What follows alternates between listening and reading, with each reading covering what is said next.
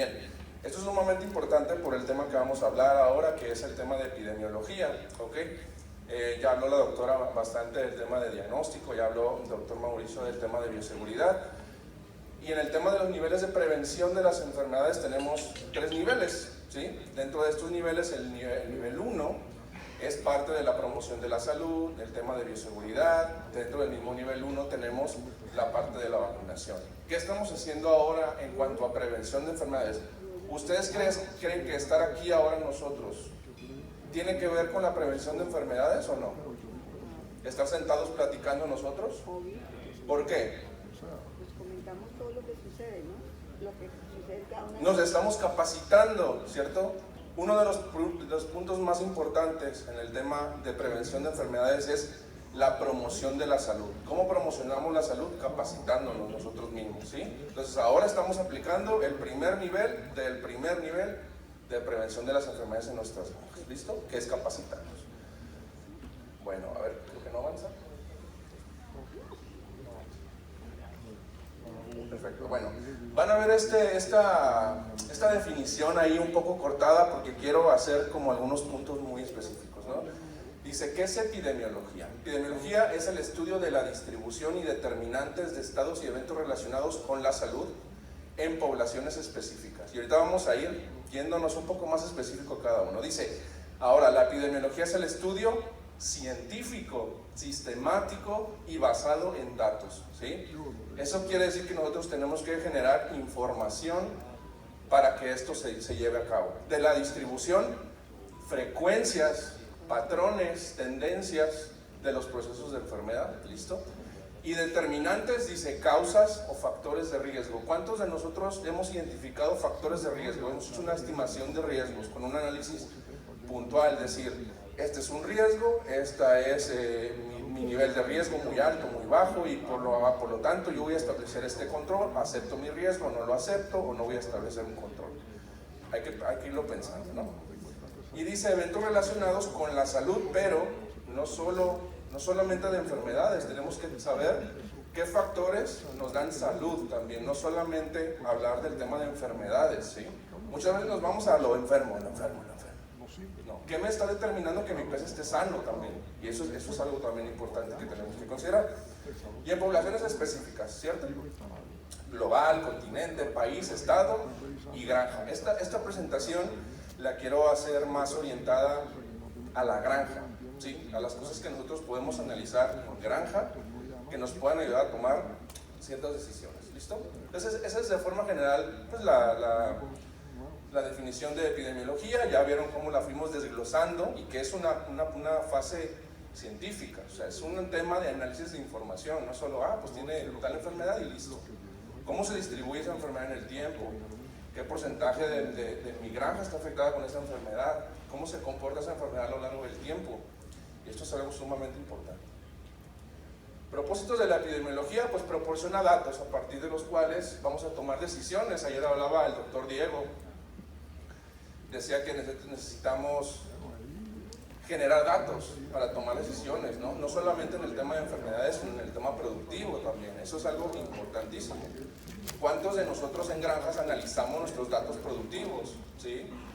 Por ejemplo, alguien tiene un análisis de decir, bueno, mi FCA del primer trimestre fue de tanto, el segundo trimestre fue de tanto, qué condiciones yo tuve productivas en el primer trimestre que dieron que ese FCR fuera de ese nivel y puedo aplicarlo en el siguiente semestre igual, ¿sí? Ese tipo de análisis que me ayudan mucho en el tema de producción, ¿ok? Entonces, bueno, en el caso de epidemiología nos va a ayudar a tomar decisiones, dirigir o diseñar actividades de prevención, control y o de erradicación en el caso de que sea una enfermedad que pueda ser erradicable. En el caso de organismos acuáticos, pues suele ser complicado esto de la erradicación, ¿no? Entonces vean aquí un pequeño esquema, tenemos datos, estos datos al fin de cuentas me van a generar información y esa información me va a ayudar a tomar decisiones, ¿sí? Esto es el propósito principal de este tema epidemiológico. Dice, bueno, otros puntos muy específicos, descripción. Un propósito es describir, ¿sí? Caracterizar las enfermedades en la población mediante frecuencias y tendencias, explicar, ¿sí? el agente causal y cuáles son los factores que se asocian a que este proceso, este microorganismo, este agente me esté generando un proceso de enfermedad. Predecir, ¿sí? Tener frecuencias, distribución histórica de las enfermedades a lo largo del tiempo, el año pasado. ¿Quién tiene un gráfico, por ejemplo, de comparación de mortalidad de hace 3 años con lo actual? ¿Y quién dice, bueno, hoy en comparación con hace 2 años, en porcentaje, estoy en este nivel, estoy en un nivel óptimo o no? ¿Es más o es menos? Eso es importantísimo que lo analicemos. Pero muchas veces ni siquiera se toman los parámetros de mortalidad, ¿sí? Muchas veces no se recolecta la mortalidad y decía el doctor Mauricio que es algo sumamente importante. Si no notamos, nosotros registramos cuánto alimento estoy dando y cuánta mortalidad, no estoy haciendo producción, ¿sí? No estoy conociendo mis parámetros productivos y esos son los más importantes. Prevenir y controlar las enfermedades en la población afectada. Entonces, yo entendiendo todo esto, yo puedo establecer medidas de prevención y ahí es donde vienen los niveles de bioseguridad. Decir, bueno, yo no acepto un riesgo que un asesor, una persona internacional entre a mi granja y traiga una enfermedad de otro país, entonces yo voy a establecer un control ahí. ¿Cuál sería un control? En un acceso de una granja, ¿cuál sería un control? Ya lo dijo Mau.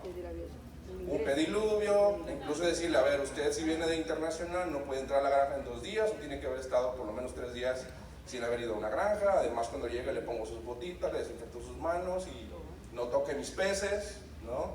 Porque se da mucho que viene el internacional y a ver qué bonito, si los agarran ahí en la pecera, y no, esto no tiene que ser así, ¿cierto? Entonces, como decía la doctora Paula, uno mismo tiene que ser consciente de esto, ¿no? Uno mismo tiene que cuidar esa parte de bioseguridad. Y algo importante que quiero poner aquí, hablando de bioseguridad rápidamente, es que la bioseguridad no solamente es protegernos de que entre algo a nuestra granja, sino también evitar que lo que tenemos nosotros salga. ¿Cuántos de ustedes cuando llega una visita a la granja, bueno, sí desinfectan los zapatos y todo, pero cuando va a salir la persona, ¿qué hacen? Que te vaya bien, ¿no? Se acabó, listo, gracias por visitarnos y que te vaya bien. No, ahí tenemos que establecer otro punto para evitar que ahora este individuo saque esos microorganismos de mi granja y sea un potencial hacia otras unidades productivas, ¿cierto? Y eso no lo hacemos, de forma general no se hace, ¿no? Entonces, ¿cuáles son sus usos? Diagnóstico situacional de la población, ¿sí? El tema epidemiológico nos ayuda a diagnosticar la situación sanitaria de una unidad, estudiar históricamente la población mediante la distribución, los patrones, las tendencias, identificar, estimar factores de riesgo, diseñar, ejecutar o evaluar programas de prevención, control y erradicación, y describir algo que se llama historia natural de la enfermedad, que es un concepto epidemiológico que tiene que ver con el comportamiento de una enfermedad desde que inicia hasta que culmina, ¿no? Entonces vean, ya la doctora puso unos esquemas mucho más actualizados que el mío. Yo solamente puse este esquema para decir que no vamos a hablar de un tema epidemiológico como hablándolo de la forma global, ¿no? Hablando de diagnósticos de PCR y decir que la distribución mundial es esta, que hay tal potencial. Ese es un punto importante sin duda, pero vamos a irnos más a lo que podemos hacer a nivel de campo. Entonces, ¿cómo obtenemos información epidemiológica? ¿Quién me puede decir cómo podemos obtener ese tipo de información? ¿Haciendo qué? Yo quiero obtener datos, o sea, por ejemplo, si estoy produciendo, genero datos. ¿Qué datos genero? Mortalidad, índice de mortalidad, lo de alimento que di diario, y ese alimento que di diario nos da la ganancia de peso, nos da el crecimiento diario, etcétera, ¿no? Specific growth rate, etcétera. Pero en el tema epidemiológico, ¿cómo podemos obtener información? Dependiendo de la cantidad. En cuanto a enfermedades, haciendo diagnóstico, ¿cierto? Hay que hacer diagnóstico. Y aquí es donde yo preguntaba al inicio cuántos veterinarios hay encargados de la parte sanitaria en la granja. Había, no sé, 30, 40 granjas, y en 5 o 4 había un veterinario que estaba trabajando específicamente en esto. Y eso es sumamente importante de tener en cuenta. Entonces, en el caso del diagnóstico, vamos a hablar muy general, ¿no? Hacemos una selección de una unidad productiva, trasladamos al sitio, hacemos una inspección clínica de esta enfermedad, que es sumamente importante, ver cómo se comporta, qué signos tiene, dónde está la unidad productiva, perdón, los peces, si están en la entrada, en la salida de agua, si están nadando de forma errática, si están en la superficie, en el fondo, si hay mortalidad de fauna silvestre, solamente es mortalidad en los animales que se están produciendo. Hacemos un estudio post-mortem, ¿no? Hacemos la necropsia, la evaluación externa de las lesiones, qué lesiones estamos observando a nivel macro. Hacemos una incisión, vemos las lesiones internas, ¿no? Bueno, tomamos peces para diagnóstico, perdón. y hacemos reportes, información, ¿no? Reportes de caso, hacemos una evaluación diagnóstica y emitimos un presuntivo, ¿sí? Un presuntivo diagnóstico con base en las técnicas que se puedan tener. Ahora, de los veterinarios que están en la parte sanitaria, ¿quién tiene un microscopio y quién tiene posibilidad de hacer diagnóstico en campo? ¿O cuál es la base, digamos, diagnóstica? Es necropsia, me imagino, ¿no? ¿Qué más hacen aparte después del diagnóstico ahí? Cuando se va a sacar la producción para mirar que esté sana. ¿Y cómo dice usted que está sano? ¿Qué hace para decir que está sano? O sea, toma animales aparentemente sanos, ¿cierto? Sí, exacto. Pero en el caso de las enfermedades, cuando hay un brote de enfermedad, ¿qué hacen? Generalmente no es que se vea la enfermedad directamente, sino que cada vez que sale un lote se hace la revisión de que no presente ninguna enfermedad, de que esa producción salga perfecta. Ok, pero tienen un programa de monitoreo constante de la parte de tratar de identificar que está sano, pero de lo enfermo. También sale cuando se presenta mortalidad se mira a ver qué es lo que está sucediendo. Ok, exacto. Entonces, eso es importante, que la granja tiene que tener, además de un plan veterinario, ¿no? una estrategia de un plan veterinario de salud, tiene que haber un programa de monitoreo sanitario, ¿no? De evaluación de lesiones, de evaluación de enfermedades, para que veamos ahora cierta información que nos puede generar, ¿no? Entonces vean, diagnóstico de enfermedades de forma general, tenemos la necropsia, eso es lo más básico, pero vean todos los elementos que nosotros podemos utilizar para hacer diagnóstico, ¿sí? No solamente es hacer necropsia. Y una cosa, o sea, para hacer necropsia tengo que tener experiencia en observar lesiones. No puedo solamente hacer necropsia y ya, ¿no? Pues tal vez de repente a uno que está en el diagnóstico, al doctor Mauricio, a la doctora Paola, seguramente le llegarán fotos de repente. Mire doctora, estoy viendo esto, mira Mauricio. ¿Qué crees que sea? ¿Qué me recomiendas? ¿No? Y eso obviamente es bueno, pero muchas veces los veterinarios que están haciendo diagnóstico no están capacitados para hacer diagnóstico. No solamente abrir un pez y verlo y tomarle una foto, o inferir por cierta lesión qué enfermedad es un proceso diagnóstico. Entonces vean, en el caso de necropsia hay citología, hematología, hay histopatología, micro, PCR, biología molecular, virología, toxicología, incluso puede ser una enfermedad toxicológica, no necesariamente viral, no necesariamente bacteriana, ¿no? Entonces tenemos todas estas herramientas y díganme cuántas usan de ustedes, todas estas herramientas que tenemos, cuántas se usan. Una muy importante en campo es la citología. Vean un ejemplo muy rápido de diagnóstico. Yo tengo un pez de 600 gramos que tiene un nado errático, que tiene exoftalmia, hago la necropsia y tiene una meningitis, ¿no? Dicen el cerebro licuado, le dicen, ¿no? Tiene una meningitis. Si hago una citología, yo hago una impronta, veo que hay cocos gram positivos, ¿qué es lo más probable que sea? Streptococosis, ¿no? Ahora, ¿qué falta de ahí determinar exactamente qué serotipo, qué agente es, si es un INEA, una galáctea o qué serotipo es el que está involucrado? Pero de forma presuntiva yo tengo que es una streptococosis. Con una herramienta tan sencilla, la citología te toma 3 minutos hacer la tinción. Lo que hay que aprender es a evaluar esta laminilla, ¿no? Eso es lo no tan complicado, pero hay que entrenarse. Bien, empezamos a generar evidencia epidemiológica ya de los parásitos, de ese tipo de cosas. ¿Quiénes tienen criaderos? ¿Criaderos? ¿O alevineras? No sé cómo, ¿alevineras les dicen? Y ahora, todos los que tienen alevineras, ¿quiénes revisan parásitos? ¿Quiénes saben cuando es una tricodina, un diptirodáctilo, un ciclidovirus? Ok. A ver, allá, que dijo que sí. Más o menos, ¿no hay un micrófono por allá que le puedan prestar como para...? Un micrófono. Por favor.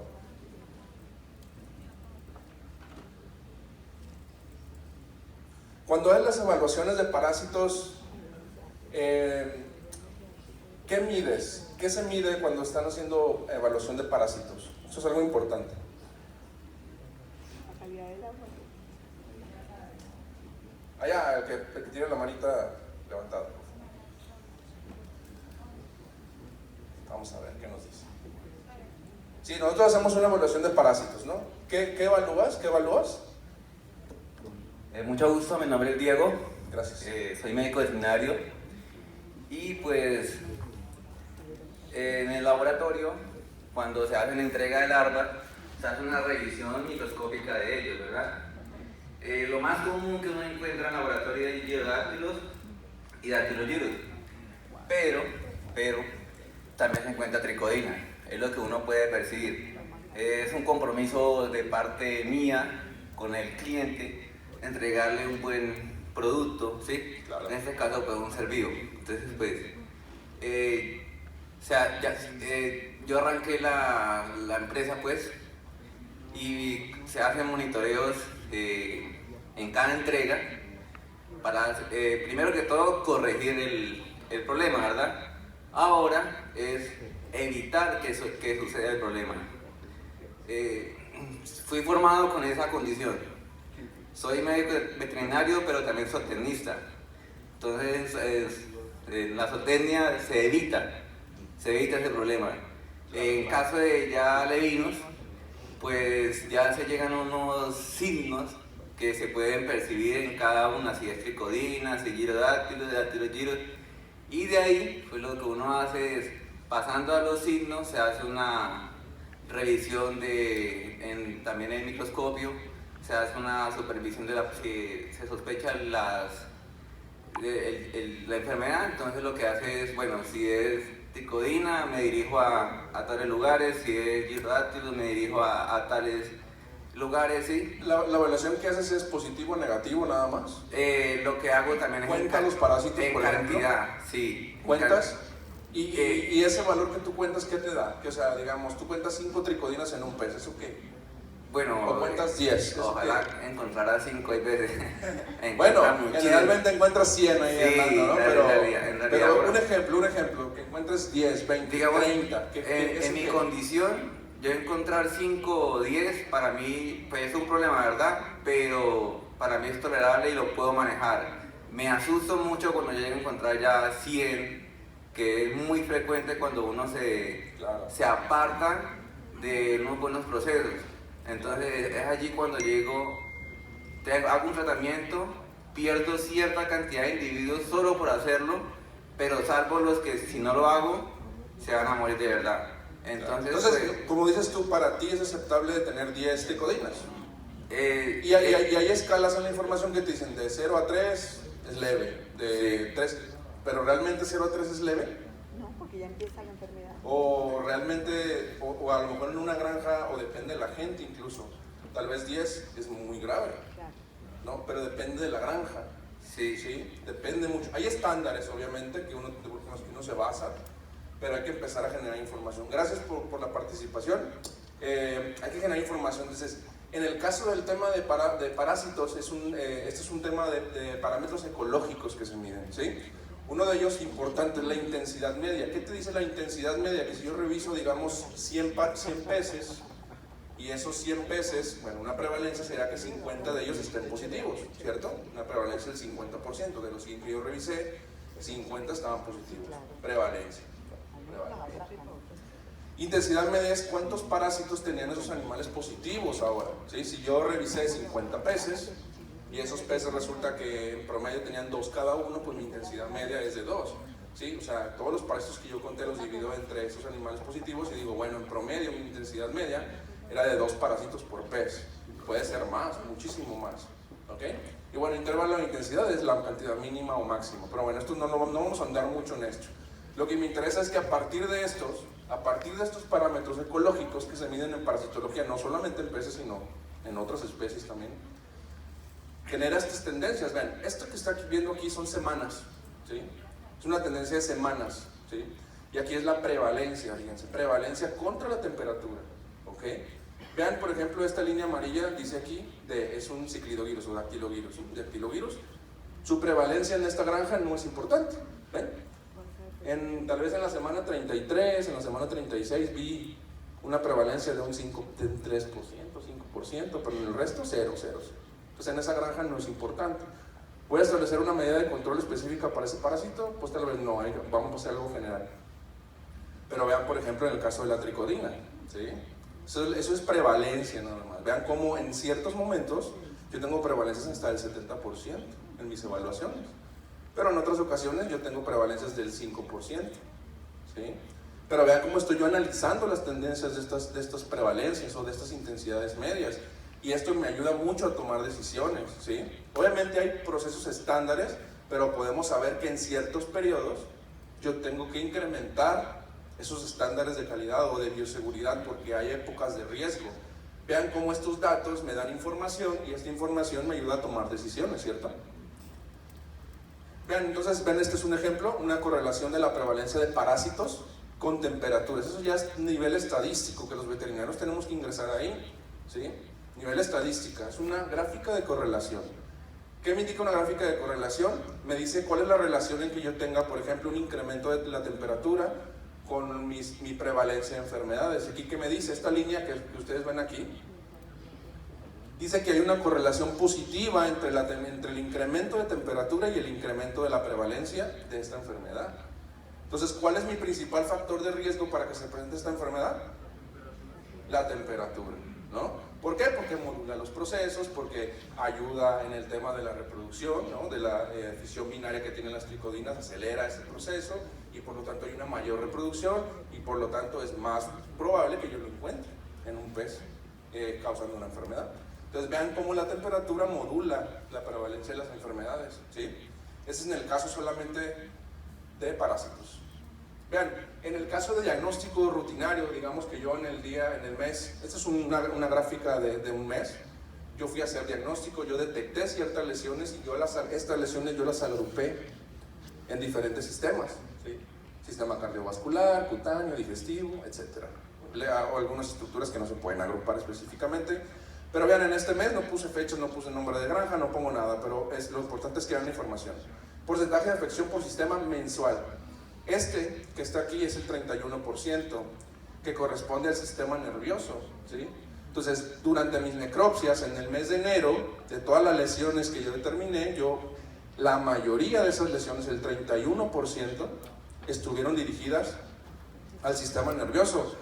¿Y qué enfermedades me causan enfermedades en el sistema nervioso? Principalmente estreptococosis, ¿no? Entonces, ¿yo qué puedo inferir? Que probablemente el 31% de mi enfermedad estuvo relacionada con estreptococosis. Lo puedo inferir, mas no lo puedo asegurar, ¿no? Aquí yo lo único que sé es que el 31% de estas lesiones fueron del sistema nervioso.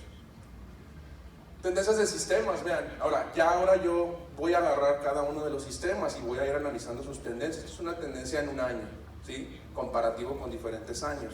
Es una gráfica que me gusta mostrar mucho porque se nota muy bien la interacción de las incidencias o de las tendencias de las lesiones con la temperatura. Ahorita lo vamos a ver. Vean, por ejemplo, aquí dice el sistema respiratorio. Son las lesiones que observamos en el sistema respiratorio a lo largo del tiempo, ¿sí? Entonces digamos que yo veo, tan fácil como que pónganse a ver, vean 100 branquias al mes durante un año y pongan qué es lo que observan y pueden encontrar algo así. Generalmente las lesiones son necrosis branquial, que es una de las lesiones más comunes. Vean cómo, por ejemplo, en enero la prevalencia o la incidencia de estas lesiones en branquias es de un 40%, pero como en junio, mayo, pues se nos baja a un 5%, 7%. ¿Por qué? ¿No?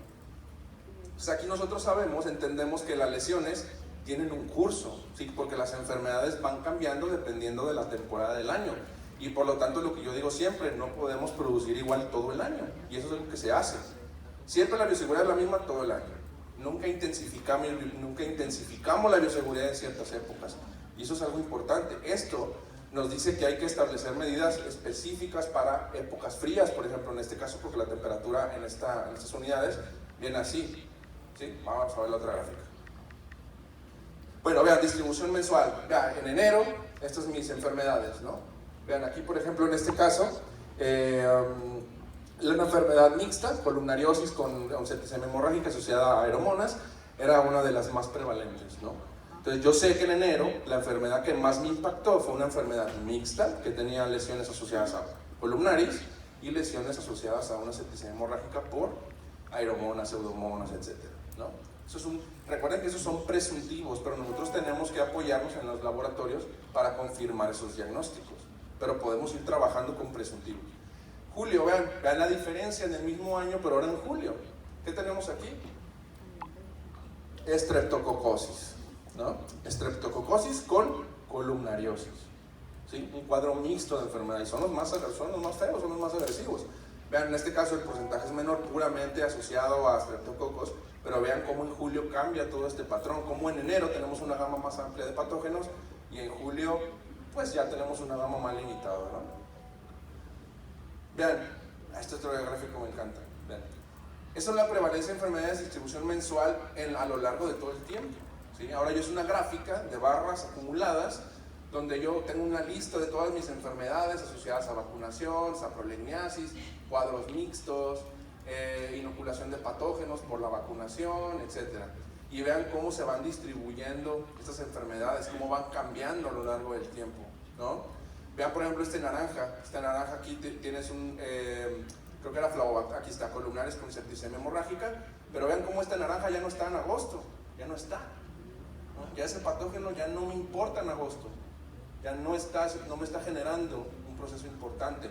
No que tengo que descuidarme de ese patógeno, no, pero no es lo principal que me está generando procesos de enfermedad. En cambio vean que la mayoría está asociada a streptococosis, ¿cierto? Distribución por talla, importante. Y eso solamente estamos hablando de temas de enfermedades, ¿no? Vean por talla, ven eso azul, esto azul que está aquí. Eso azul dice que es columnaris, ¿sí? Pero vean cómo a partir de los 300 gramos ya no está, ¿sí? Entonces en los libros bien dicen, generalmente la columnariosis es una enfermedad de animales pequeños, ¿no? Menos de los 300 gramos. Y como dijo la doctora Paola, ya esto está cambiando, pero ¿cómo vamos a saber si está cambiando si no analizamos esas tendencias? ¿Sí? Ya sabemos que hay animales de 1 gramo hasta incuban, los huevos van a estar infectados de 1 hay, ¿no? Pero ¿cómo sabemos esto? Hay que estar analizando esta información, ¿cierto? Bueno, y vean cómo a partir de los 300 gramos ya los procesos de enfermedad son completamente distintos, ¿no? Lo que les decía hace rato de la temperatura, vean cómo se comporta. ¿Quiénes de ustedes tienen una gráfica en su granja que actualizan de temperatura? Eso es importantísimo, ¿no? Para ver cómo se van comportando la tendencia de esto. Y qué es lo más importante, no solo ver la temperatura, sino ver, conocer qué épocas tenemos, obviamente. ¿Por qué? Porque va a haber enfermedades muy propias de esta época, como ya lo vimos en la gráfica que les mostraba de enero, febrero, marzo, la distribución. Va a haber enfermedades propias de la época fría, digamos, entre comillas, que no está fría, ¿no? Está apenas para bañarse un a gusto. Pero hay enfermedades que se dan en los periodos de transición térmica también, ¿no? Cambian, viran, es muy distinto el tipo de proceso dependiendo de la temperatura. Entonces ahora vean esta gráfica, espero que la puedan ver bien. Esto amarillo, sí se ve mal, ¿verdad? Es que como que hay que apagar la luz, ¿no? De ahí, esa luz de ahí para... Yo diría también. Se ve, ¿sí? Porque ya me dio... Bueno, vean, esta es una gráfica interanual, digamos, de enero, aquí está enero y acá está enero. Vean cómo la temperatura sube, vean, creo que ya se ve mejorcito.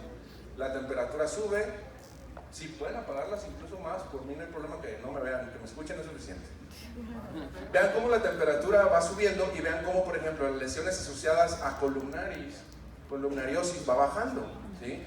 Cuando la temperatura ambiental, que es la columna amarilla, es baja, ¿sí? La temperatura es más baja en comparación con acá, la prevalencia es más alta, pero cuando la temperatura sube, ahora, columnar es baja. ¿Qué pasa con streptococosis? Streptococosis, va subiendo la temperatura y vean esta tendencia, cómo sube. Baja la temperatura, baja. Empieza a subir, sube. Entonces, esto es epidemiología, es analizar la información, pero ¿cómo analizo la información si no la tengo? Hay que analizar la información, hay que generar ese tipo de información, ¿ok?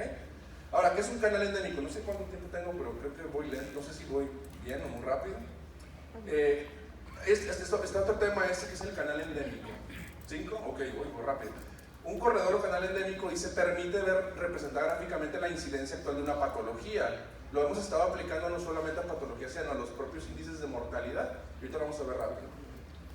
Dando lugar a detección temprana de cifras anormalmente altas, ¿sí? ¿Cuándo podemos decir, no, esto está demasiado alto en comparación con otros años? Es con el canal endémico. El canal endémico te dice, por ejemplo, con base en un histórico de prevalencias o de incidencias de enfermedades, en qué punto estamos en una zona de éxito, una zona de alarma o una zona epidémica